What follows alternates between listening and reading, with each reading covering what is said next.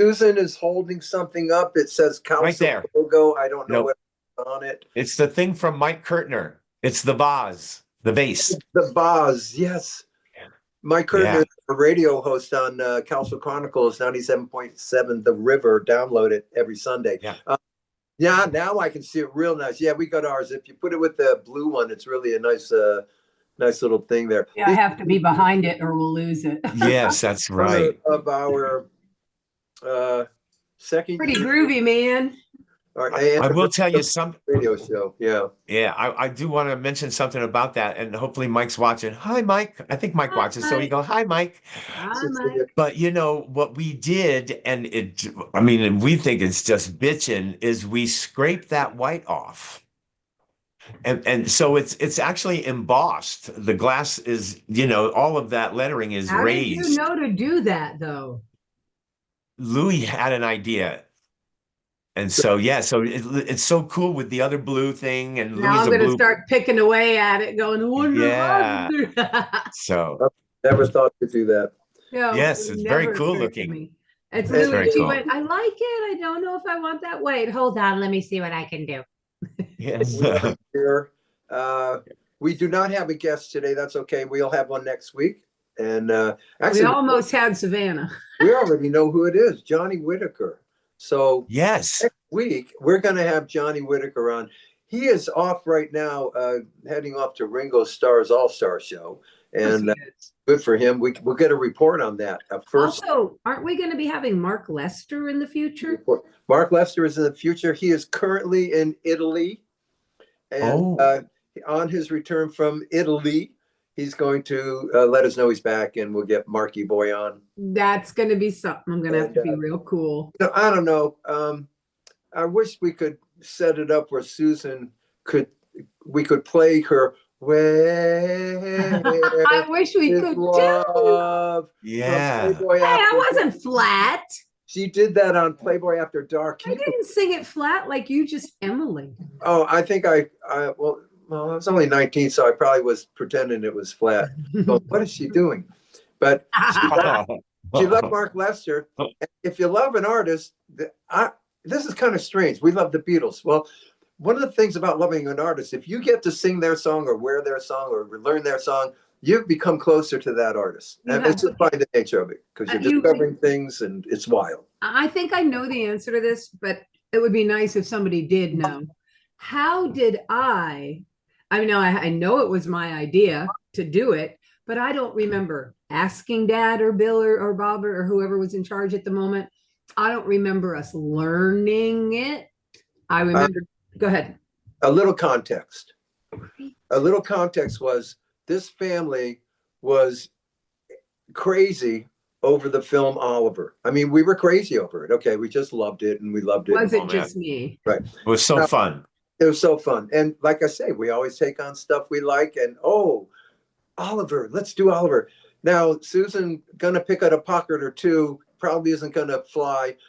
But this where is love? Because candidly, Mark Lester sounded like a little girl. And then we found out. Well, we'll ask Mark about that. That's gonna be a factoid that we'll save for the episode. So it fits Susan. And it fit her as a singer too, because you could just watch Playboy After Dark and you can see the look in little Susan's eyes. She was literally singing it to Mark Lester himself. Oh my God, if he ever hears this. Thanks, Pop. Yeah. He goes to have a look at the podcast just to get a vibe, and this is what he sees. And we get a call and goes, "I'm sorry, but Mark is no longer available." Yeah. But he's decided not to do it. Yeah, but look, we have fun stories about Jack, and I can't wait to ask him about Jack, right? Because we've got our stories, and I can't wait. I mean, shit, we only hung out with him for a few weeks. I wonder if he thought Jack was a punk, or Jack was. Were they buddies, or was he a bully to him like he was to me? Right. Or did he want to be Jack Wilde, or did he want to kill Jack Wilde? Can't wait. But before that, we have to talk to Johnny Whitaker about every little boy can be president of the United States. About he had a single. Go Google it. He had one too. called Every Little Boy Can Be of the United States, United States, America, America, land of the free. Yeah, wait till you see it. It's amazing. As while he was playing Buffy on Family Affairs, he had this. A little bit after. I was a big fan of his and her too, so I'm pretty excited. It's funny. All these kids had songs Mm-hmm. and hit records, and it's like it was a thing that I was personally unaware of. I mean, look, I know Johnny Angel. Johnny Angel reached me, but the rest of this stuff, my dad and. But I'm surprised you didn't get my dad, because Johnny Angel reached you because it was on the radio. Well, And- let me ask my brother Paul about this, because we now, Paul, you ever hip to this? Not any of that, but a Johnny Angel. I mean, that's He's saying, "Are you hip to Johnny? Johnny?" That's being at the boys' club and hearing that song. Yeah. So And for Shelley me, Fairbrae, I watched Family Affair when we're all coming up in the world at 888. I watched it at Santa Monica House. And my Jody, it was Buffy and Jody, a few years into the show, had his own single, and he wears a little red, white, and blue Uncle Sam hat, and he's cute as a bug's ear, man. Yeah. You'll go check out YouTube. Just pop it in. We have to ask Johnny. We got to say to Johnny, how many times did you get your cheeks pinched? Yeah, man. Yeah. Because he had that. I mean, he was that kid. He had the face. I agree. Johnny Whitaker, every little boy can be president. Here's what happened, I think. With Johnny Whitaker and Paul Peter and Johnny Crawford, they had songs and they had voices and they're little boys, but we're preteen boys. Shelley Fairbrae came out with Johnny Angel and like melted every one of us. For sure. Hey, she melted me. That is an unbelievable. Johnny Angel. It's like, you might as well. I tried to get Paulie Angel, Bobby Angel. Yeah, I tried to get my name changed.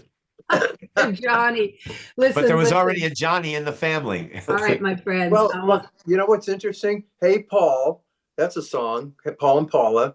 For sure. Yes. I want to be Bobby's girl. Johnny Angel. Billy, Don't Be a Hero. Yes. Who are we missing now? Susan, maybe I'm losing. No Barry song, I don't think. No. I mean, but here, but anyway. Hey guys, check it out. I've got a little something for you.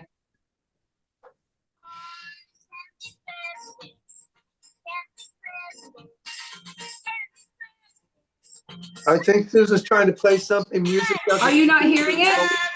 Oh, I'm sorry. Oh, Paul. No, there. No. A little bit. Perfect. No, that was good. That position. Now it's bad. All right, we got it. All right, bam. You got the gist. Let me say something about Zoom. Get your act together when it comes to music and singing. Okay, we've waited long enough. I agree. You got to be kidding. And they'll say, Exactly. well, you got the wrong microphone. Well, get a microphone in your program. Excuse me, we had the right microphone. It did nothing. It still did. That's right. All right, that's our beef for today. Well, I have one That's other. our guest to come, but right now you have us. Yeah. Never mind. I'll fill the void. I got one beef since we talked about a beef. So every time I'm on the plane, you want to read. And these days, you have every periodical in your palm. So you're going to scroll while you read. Kind of we all do that. What I don't like is the way they make you, and they do it accidentally, and it isn't by accidentally, hit the ads.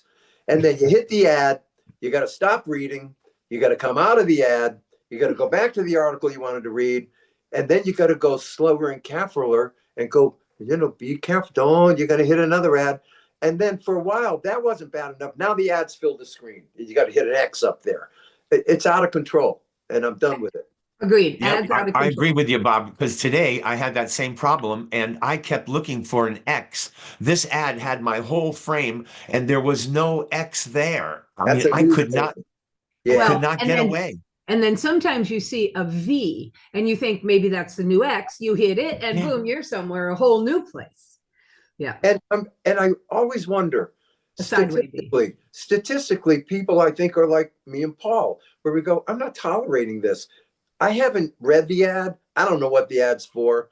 I'm not going to buy the product. They've alienated on arrival. So I don't know how much it, anyway. I thought that it started happening actually. So at one point, Google or somebody was asking for everybody to just pay a couple of dollars to, facilitate whatever platform it was, and I think it was either Google or, it was somebody big, or Wikipedia. Maybe it was Wikipedia. That's wild. Because there are people gathering information all the time and stuff. Sure. But man, these ads are out of control. And I think because I didn't pay it, I'm thinking, okay, well, then they're going to just nail me with all these ads. And I also think it has something to do with cookies. Cookies. Yeah, cookies are everywhere. And you Oh my God. If you don't accept your cookies, you're going to be in trouble. Yeah. That's what I always accept them. I don't know what I'm doing. You do. You accept the cookies. I've heard that, so I have. But then I heard one day you're not supposed to accept the cookies. So I don't really know what to do anymore. Physically, what occurs if you do not accept the cookies? This cookie issue is ridiculous. I think it's fake. I don't even think there are any. I think they're collecting information through cookies because people like cookies. It's a nice word. All right, I'll let the cookies go. Let's have the cookies. And then Who's not going to reply yes to accept cookies? It's crazy. Well, and also the new page with the cookies thing, because it used to go cookies. We use cookies to gather data and all this other stuff. And it would say accept or not accept. Right. Now, the non-accept thing isn't even there anymore. It says, well, look at your cookie profile, instead of and so when you go there, now you're. But go find your password to your cookie profile. No, and then like years later, if you keep your devices as long as me, years later, you get it's slowing down, and you get a message. Well, you got to get rid of your cookies. Yeah. Oh, okay. Where are they? Yes. Anyway. Yes. And they listen to you now, and they read what you're writing. It's weird. I've said things and then ads start popping in. I know, it's so sad, y'all. It's so sad. But listen, I have a trivia question. And I think you're going to it's a Cowsill song. Did I dream this up or was this something? And Okay. Yeah. Thank you. So I'm scrolling Molin the other day and up pops the song. Where's your mama gone? Where's your mom? Ooh-wee, chirpa, chirpa, cheep, cheep, chirpa, chirpa, cheep, cheep, chirp. Now, I have heard this song before. I think somebody said to me that was a potential cover for the Cowsills or some version of us. Does anybody know this song or this story? All I know is that it might have been something back in the Siamese Cat days. Okay, I mean the early. Don't put your feet in the lemonade because you're running short of water. Maybe that kind of thing. Chirping. Okay. Yes. Actually, when I heard Little Anthony's song, the rhythm triggered in my head. Why is that familiar? Chirpy, chirpy. What's his song that he does? Cocoa Pops, chimney, chimney, Choco Pop, chimney, chimney, Cocoa Pop. Shimmy, shimmy, Cocoa Pops. Yes, what was shimmy, shimmy, chirp, chirp, and then chirp, cheap, yeah. And you met, I think it was something that not necessarily. I think before Artie even, way back, yeah. Before. Why would I have that retained somewhere? I just heard the song and it triggered everything. Well, here's the deal with Phillips Mercury. Look, Johnny Nash knew what to do with us. It just didn't work out. Okay. Phillips Mercury really didn't know what to do with us. I mean, we got Party Girl, we got Siamese Cat, we got most of all. Well, Chirpa Cheap and Party Girl sound synonymous. Well, this makes that's sense. what I'm saying, right? Yeah. And Most Peculiar Man. And Most Peculiar Man. Now, this is Artie teaching us how to record. I mean, so what do? You take a good song and you go and make a record of it. And he loved Most Peculiar Man. Okay. And he loved the one Simon and Garfunkel. Yeah, Simon and Garfunkel. So that was just experimentation recording, going into recording. Okay, this is really familiar. Along with the Motown one and Could It Be, Let Me Know. Anyway, during those days, it was experimentation in the same way the first songs we did we're Johnny Nash, Jimmy Reed, Big Boss Man, Bright Lights, Big City. But then we're writing, we're the Beach Boys, we're the Beatles, we're our own songs, you know. Right. In those days of who are you? That's so awesome, though. You guys, I love a question like this will spawn a conversation like this. And it really, talk about deep dive. They want us to do these songs, these deep cuts. Well, how about this story that never ends? It's always got another pocket of something that happened with somebody somewhere, you know? Well, but Susan, yeah. Oh, Susan, where did you see or hear about this song? Okay, so this song became a hit later in life, like in the I'll bring it up and it'll freak you out. And it was a chick, and I don't know the name of the band, but it was a woman singing it. Where's your mama gone? Where's your mama gone? Where's your daddy go? Where's your daddy go? And then they go, ooh-wee, chirp-a, chirp-a, cheep, cheep, chirp-a, chirp-a, cheep, cheep, chirp. Okay, and it's a record. It's right. But where did you hear it? On YouTube. So you can too.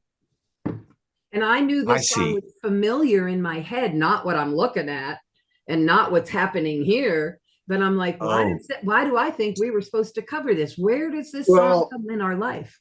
We never did, but I know. I just have a memory of it. You know, some crazy songs were run by us. So that makes sense, guys. I mean, these songs live forever, and publishers send them around decade after decade after decade. Right. I'm suspicious it's not Johnny Nash who brought very cool songs to us as we were writing them also. For sure. I'm suspicious about Phillips Mercury because of Siamese Cat. Right. So if they thought that was cute, I can see them really loving Chirpy Chirpy, cheep, cheep. Yes. Yes. You people don't know what Siamese Cat is. Oh, Siamese Cat is the result of this. With Most of All, it's a serious song, a serious record. It's wonderful, and it's almost a hit for us. But John and Barry are in the group visually. So you got the four brothers. John and Barry are like 8 and 10. So the higher ups are going, oh, how cute. Look at these boys. They look so cute. They're like tiny boys. And they did this Siamese Cat. Oh, my God. Oh, man. The one jockey played Most of All because he thought it was pretty good in Worcester, Massachusetts. We were at a radio station. He said, hey, this is good. Let's flip it over.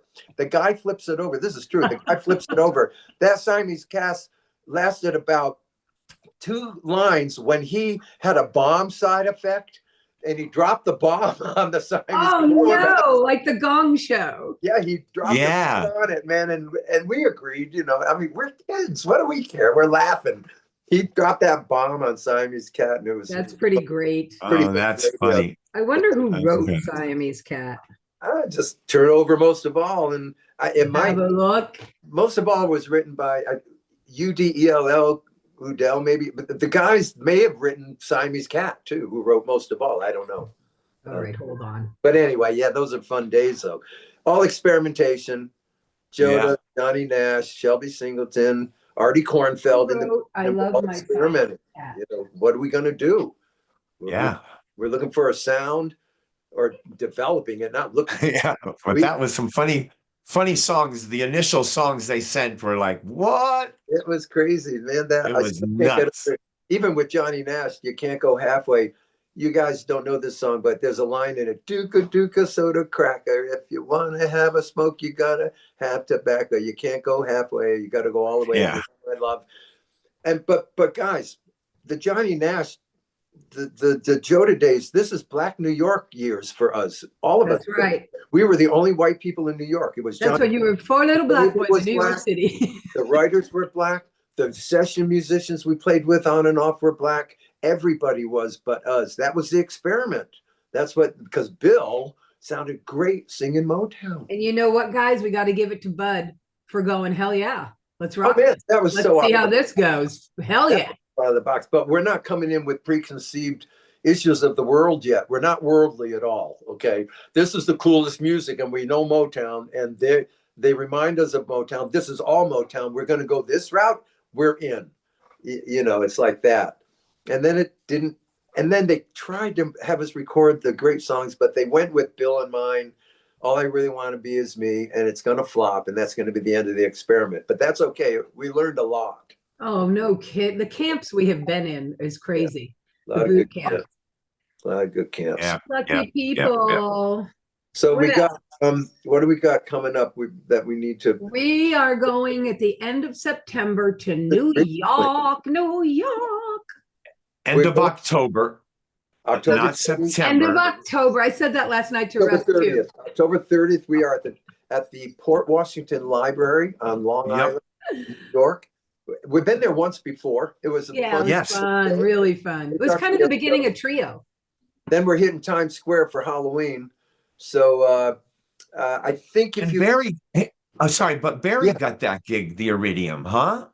Barry Fish worked on the Iridium, and I think and the library. Washington, and we're going to reschedule Suffolk out there, guys, at Riverhead. So we'll get to that. And the Avenel, New Jersey, also. And we love Avenel. I'm going to do a little promo interview next week for Avenel, and I've already done one with Jim Monahan for Avenel. So we put out hey, let us know if we can promote these shows, and we're hearing from people. So this is good. And thank you, Barry. We're always ready to help. Yeah. Yes. Cocaine Drain, our album. It's out now. Before we say anything, we love Omnivore. We had no idea Omnivore was going to basically empty our vault. Okay, because Omnivore didn't know we had a vault anyway. But the latest is the Cocaine Drain album. That is, we're very happy about it. We're not happy with the cover. It's not black and white. It's gray. I'll get over that, and I'm going to stop complaining because I sound like a moaner and a groaner. I want shiny black and bright white and, whatever on that. So, very perfect, nice. Susan. So, Thanks. I have to be right in front of it. Now, Omnivore went back in time. We did Rhythm of the World, then Global. Now we're going to do Cocaine Drain, a great reissue, by the way. They're so good at that. And we but it's interesting because Cocaine Drain was never out. So how could it be a reissue? Reissue from us bootlegging our own album. Right. Oh, okay. And guess what? Here's the news flash to me. Guess who I sound like? Who do you sound like? Linda Ronstadt. It's all over the internet. That's what everybody's saying about my voice. Oh. It's because I hadn't learned to sing yet. So I sound like Linda Ronstadt. That's funny. In everything. Which is why Shane and Brendan, you guys, here's a funny story for our casties. So I looked up something. Paul's little kids, his two sons, when we were kids, we were covering Ronstadt in our 70s set all the time, and they'd be at our rehearsals, and I do Poor Poor Pitiful Me, and I do You're No Good, and I did all the Linda's hits. And when we'd be in the car riding around and it come on the radio, they'd go, "Oh, it's Auntie Susan." I was like, "No, dude, that's not Auntie." Yeah, it's Auntie Brendan, really. Yeah, it is. We're like, dude. But he was little, yeah. He was little. And Shane's like, "No, she just sounds like her, you idiot." That's funny. Oh, it was. But evidently, I mean, that was out of the mouth of the babes. And now that's the kind of the synopsis of what I'm up to at this that is funny. age. I know. So the biggest thing we want to say, one more thing about this, if you don't mind. A lot. The crackle is gone. Now, people love the crackle. We found this demo of the Cocaine Drain album. When we put it out, it had crackle all over the place, like you're playing this old album.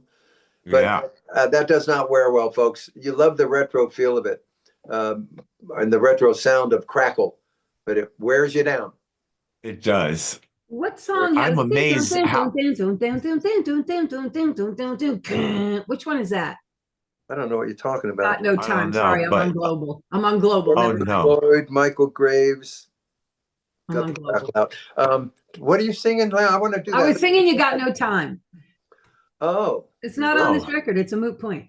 No, that's on Global. Because I thought I heard crackle in the front of that at one point. Really? I don't know. Oh, that's a what is that thing?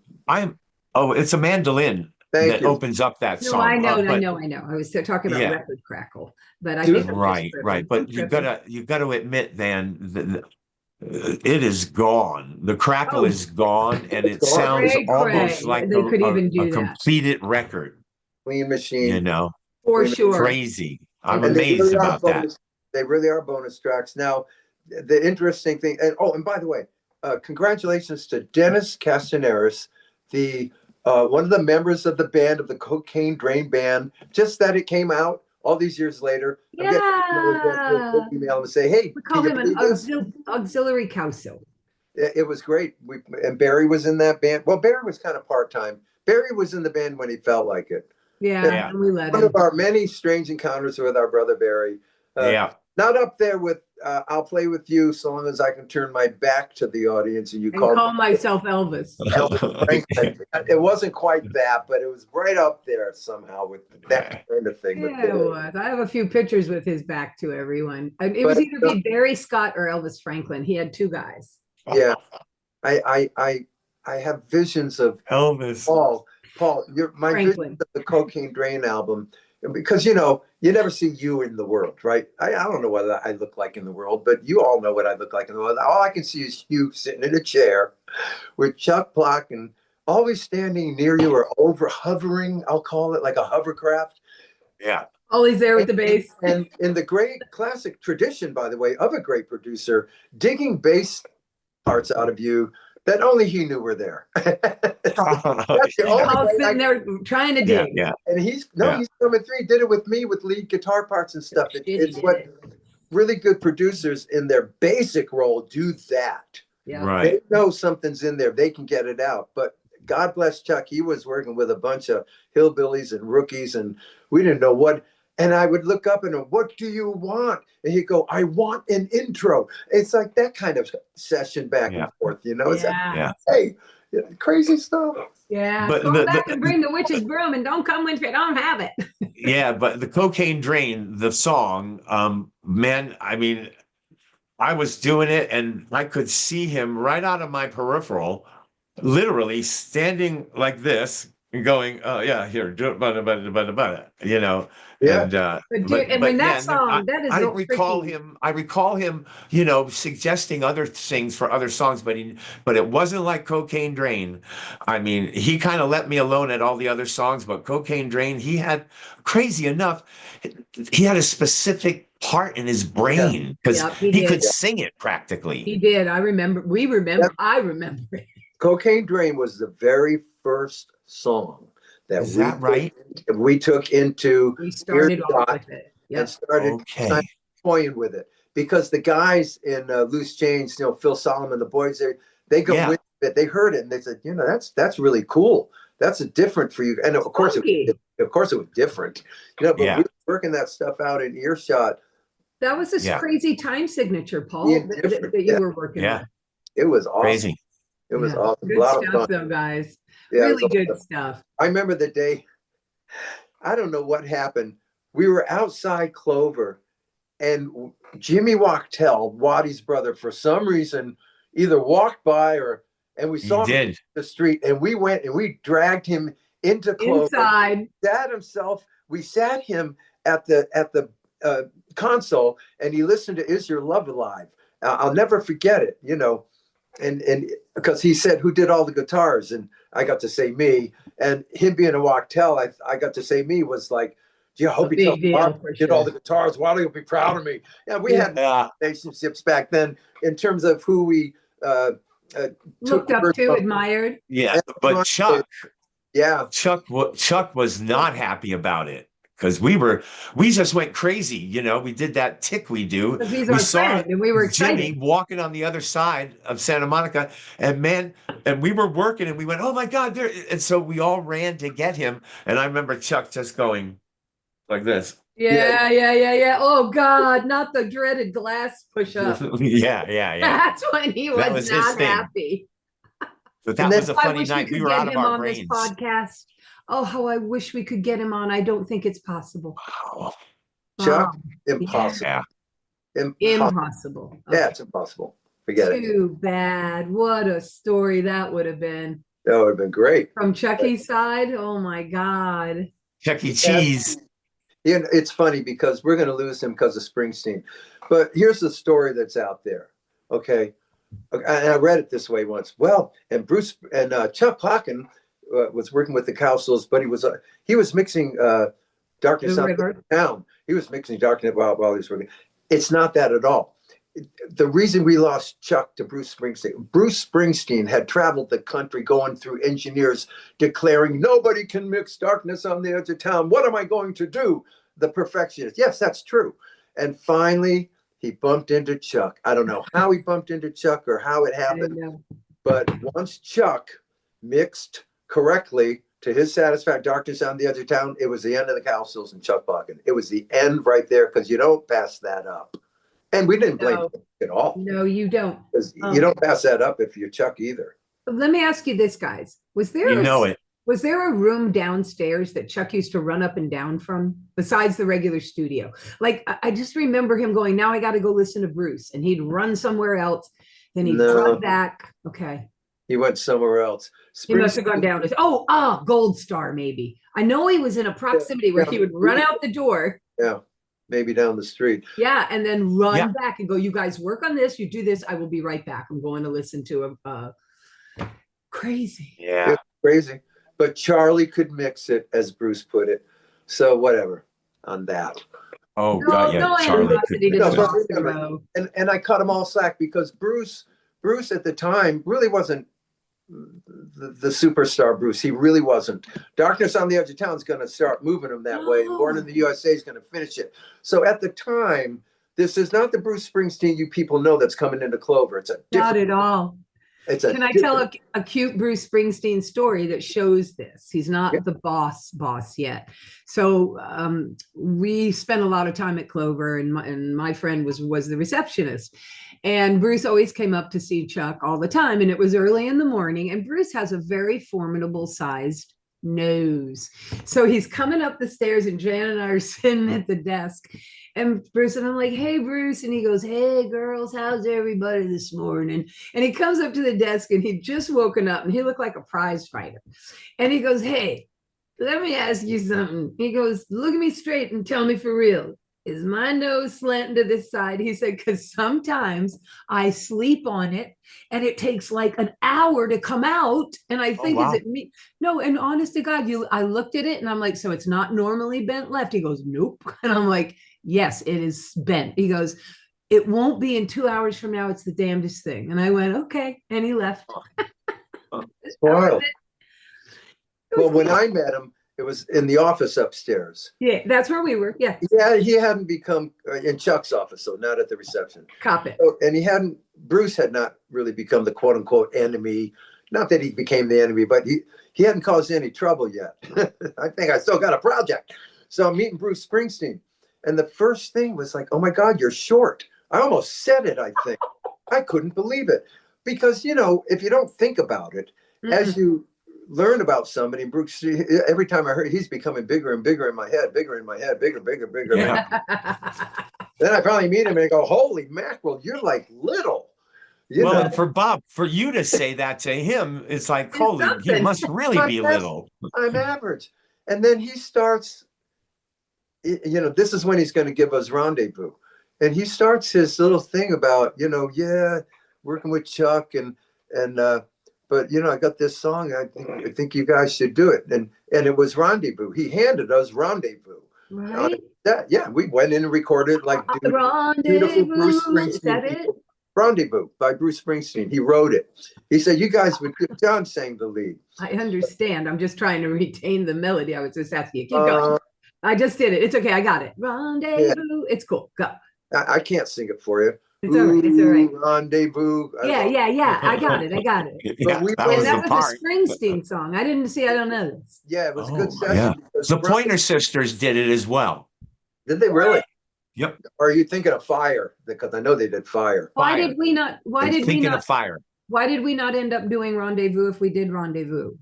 Why we recorded it because we were fishing for things. Cocaine Dream was going to die. This is Rendezvous with you can't do that, and not you can't do that. You can't something that we did about 4 songs. Okay. In those sessions. You can't change me. You can't change me. Those sessions. Yeah. Okay, I'm there. We can't find the tape. And Round Peg from Jules. Yes, Jules Shear. Yeah. So we had. Oh God, I really remember that. Stuff in cans we can't find. So, right. I don't know how else to put it. You're gonna find it. You're gonna find it once you start going through stuff. Yeah, once you start going through stuff. Yeah, I plan. I'm going to have to extricate from a garage that has the one thing I do know that's in my garage buried for years is the original. It's a track sheet for the Cocaine Drain album, a detailed track sheet. And the original lyrics of Some Good Years, where it's singing about Kareem Abdul-Jabbar. Yeah, that's in there. That's wild, and you In know your it. garage. Yeah, I know it's in because I know it's in a file. It's in a file. Yeah, there's no need. Man, whatever. you're gonna spend days, Oh no! and Are you kidding?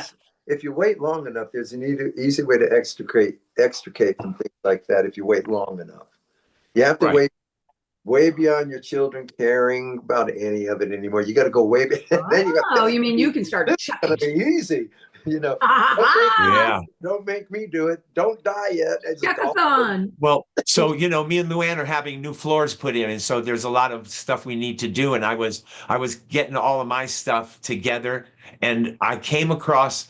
I mean, this was so deep. I would have never seen this, but I had these papers, and I was going through these papers, and I was going to throw them out, or do I keep them? Do I throw them out? And then I just turned this page, and right there was a 45 of the Christmas song. That pretty one. Cover, the red cover. Yeah. And then the Time Has Come 45 was right there. Beautiful. That's the stuff you're looking for. Yeah. It was crazy. You're looking for. That's great. That was great. You know, I have a DAT. Remember DATs? Okay. Of course. Digital something. Anyway, I have a DAT. Okay. And of cocaine. Of cocaine? No, I don't have of cocaine drain. Well, how much was a DAT? No, I'm kidding. No. Bob. The DAT of an interview we did at Rumbo with John's Martian character. We interviewed Sector 9. Sector 9. We interviewed Sector 9. Where he gave us his history of what planet he came. It's hilarious. Yeah, I remember doing that. I remember us doing that. That's the same week Behind the Scenes came down. I don't remember that, but yeah, but funny stuff. Yeah, we'll have to look behind the music. Yeah.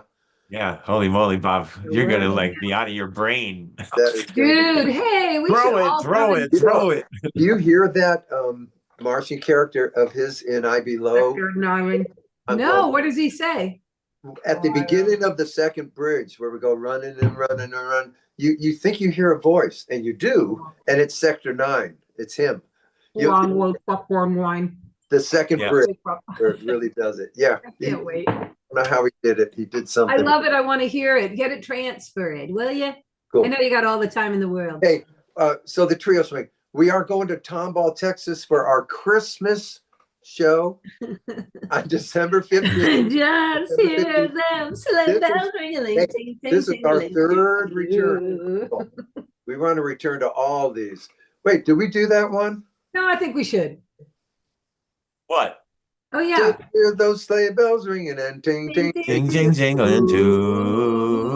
Oh, a lovely weather for a sleigh ride together. That could trigger me. That could trigger me.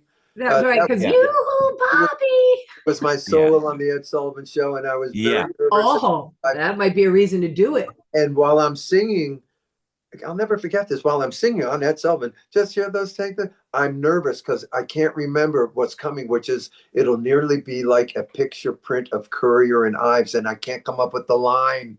You're kidding. It'll really be like and it's coming at me, man. I did it, but it's coming at me. But if I could zoom in on my face, there's probably fright in my eyes. I'm gonna look. I'm gonna look next time I look. I'm gonna know it. Before it.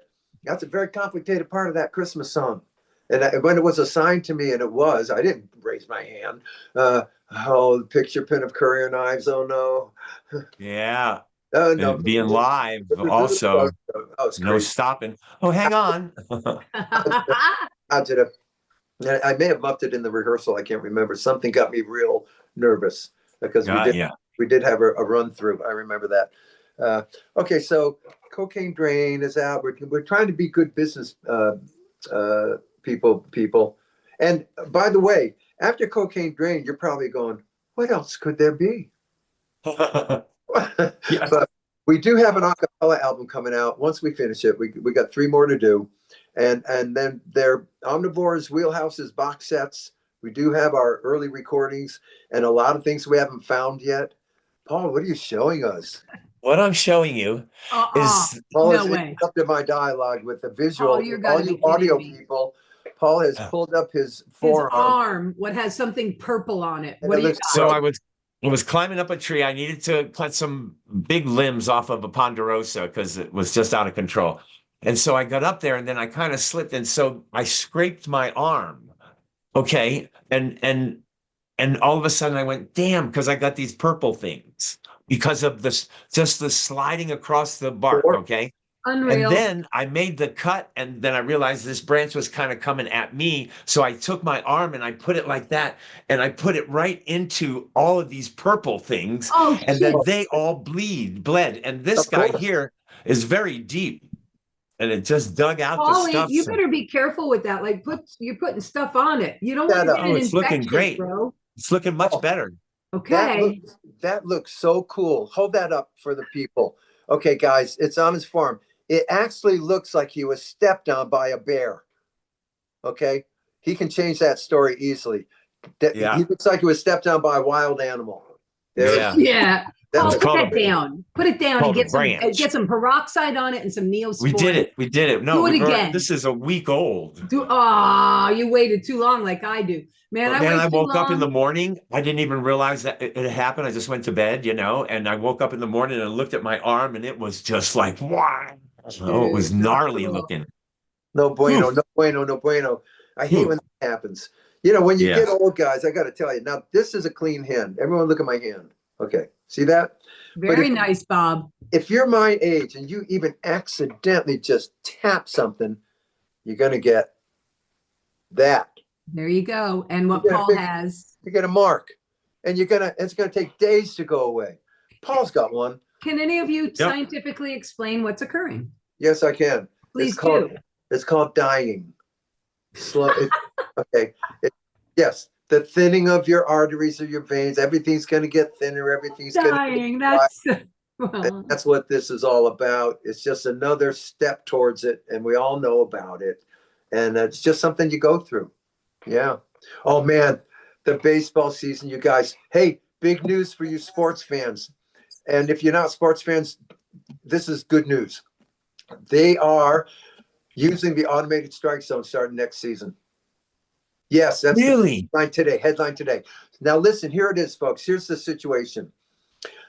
This year, especially, the umpires in Major League Baseball are failing, okay? They're missing too many balls and strikes. It's just statistically true. There's nothing true about it. We see it. What's more amazing is the hitters. We see it because it's a square on our TV, but what is more amazing to me is the hitters see it. Now, here's the deal. You can't kind of blame the umpires. These pitchers are faster, bigger. Everything's coming at upper 90s, 100 miles per hour, 102 miles an hour. And they're supposed to watch it zip over a little, 5-inch, diamond. So it's a good thing. They've used it in the minors. I've seen it at work. It's very quick. It's not going to slow the game down. If the catcher says it's a strike and the ump says it's a ball, the catcher's just going to tap his head just like that. And they're going to check it. It's going to take less than 10 seconds. And if it's overruled, it's overruled. But you got to get those right. Too many are affecting innings. Okay. So that's how they're doing it. That's wild. They're doing it. And the hitter, if he questions it, tap your helmet. Goes through the thing, and that's how it's going to be. And everyone's going to be a lot of this. In the minors, it's not what you think.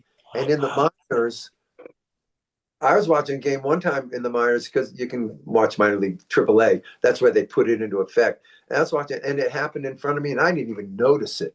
And they reversed the call. He did it so fast. Cool. It was done. And they replayed it. Whoa, we barely tapped it, but the ump's right there. Or he may say something. Challenge, I don't know. But they're going to bring it in. It's going to be great. And I hope so. Just so long as it's not a commercial, Well, we'll go to a commercial while we check out this call. No, it's instantaneous because it's during an at bat.